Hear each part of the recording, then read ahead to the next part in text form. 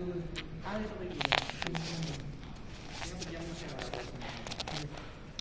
have a lovely day. My name is Edwin Vicente Gadwang Jr. because I'm Edwin Vicente Gadwang Jr.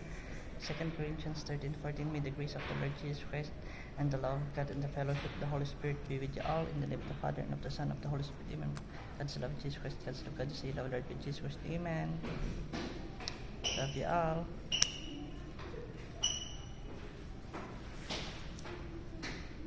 I have the power of a God in my hands.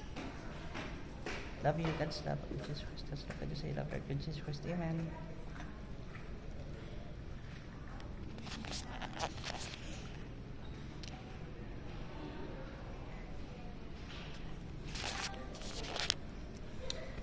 We, the sovereign Filipino people, imploring the aid of Almighty God in order to build a just and humane society and establish a government which will embody our ideals and aspirations, promote the common good, conserve and develop our patrimony, and secure to ourselves and our posterity the blessings of independence and democracy under the rule of law and the regime of truth, justice, freedom, love, equality, and peace to earn, gain, and promulgate this Constitution. So help me God. We hold these truths to be self-evident, that all men are created equal, that they are endowed by their Creator with certain inalienable rights, and that among these are life, liberty, and the pursuit of happiness. Love you all. God's love.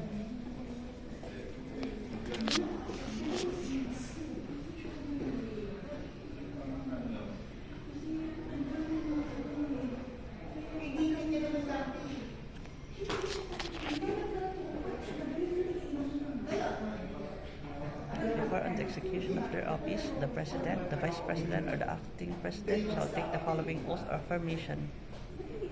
I do solemnly swear or affirm that I will faithfully and conscientiously fulfill my duties as President or Vice President or Acting President of the Republic of the Philippines. Preserve and defend its Constitution, execute its laws, do justice to every man, and consecrate myself to the service of the nation. So help me God. Love you, Miss Universe Philippines. God's love. Jesus Christ. Jesus Christ. Amen.